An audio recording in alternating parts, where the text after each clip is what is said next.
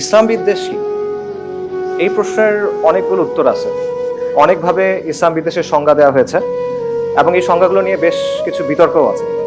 তো সেই বিতর্কের ভিতরে না ঢুকে আমরা সিম্পলি যেটা বলতে পারি সেটা হলো, ইসলাম বিদ্বেষ হলো ইসলাম এবং মুসলিমদের বিরুদ্ধে বিদ্বেষ, প্রেজুডিস এবং শত্রুতার মনোভাব। এছাড়া বিভিন্ন গবেষক এবং একাডেমিক তারা এরকম বলেছেন যে ইসলাম বিদ্বেষ হলো অ্যান্টাই মুসলিম এবং অ্যান্টাই ইসলাম রেসিজম, অর্থাৎ মুসলিম বিরোধী বা ইসলাম বিরোধী বর্ণবাদী যে মানসিকতা, বৈষম্যমূলক যে মানসিকতা, সেটাকে অনেকে ইসলাম বিদ্বেষ বলেছেন। ইসলাম বিদ্বেষ বিভিন্নভাবে প্রকাশ পেতে পারে, এটা ডিফারেন্ট অ্যাসপেক্টস আছে।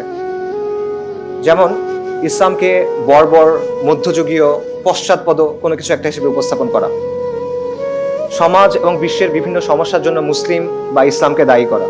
এটা বাস্তব সমস্যা হতে পারে, কাল্পনিক সমস্যা হতে পারে। মুসলিমদের বহিরাগত বা অপর হিসেবে দেখানো, তোমরা বাঙালি না, তোমরা এই সংস্কৃতির প্রতিনিধিত্ব করো না, এই ধরনের রিপ্রেজেন্টেশন।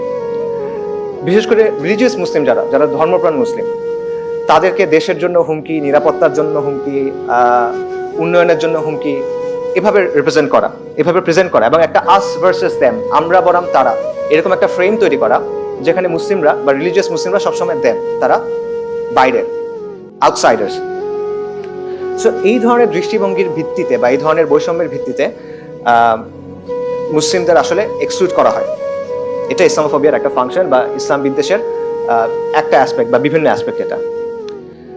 তো এখানে একটা বিষয় স্পষ্ট করা দরকার, সেটা হলো কোনো মানুষ ব্যক্তিগত পর্যায়ে ইসলামের কোনো বিধানের সাথে একমত না, বা সে কোনো একটা বিষয়ে মনে করে যে ইসলামের বিধানটা এরকম না হওয়া উচিত, এটা হতেই পারে, এটাকে আমরা ইসলাম বিদ্বেষ বলছি না। ফর এক্সাম্পল, একজন অমুসলিম নিশ্চিতভাবে ইসলামের বিভিন্ন বিষয়ে দ্বিমত পোষণ করবে। সে যদি দ্বিমত পোষণ না করতো, সে তো মুসলিম হইতো, রাইট? সো ব্যক্তিগত পর্যায়ে সে দ্বিমত করছে, এটাকে আমরা আসলে ইসলাম বিদ্বেষ বলছি না। এবং আমাদের ইতিহাসেও আসলে অ্যাকচুয়ালি এরকম এক্সাম্পল আছে।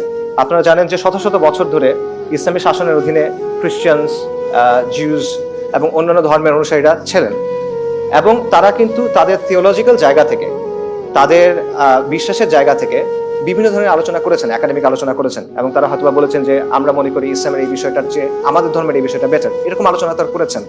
এই আলোচনাগুলো কিন্তু ক্রিমিনালাইজ করা হয় নাই, রাদার উলামায়ে কেরাম এগুলোর জবাব দিয়েছেন, তারা রিফিউট করেছেন, বিতর্ক করেছেন, এটসেট্রা। কাজেই কেউ ইসলামের কোনো বিধানকে সঠিক মনে করেন না, নিজের ধর্মের অবস্থানকে উত্তম মনে করেন, এটা উনি বললেন, এই জিনিসটাকে আমরা ইসলাম বিদ্বেষ বলছি না।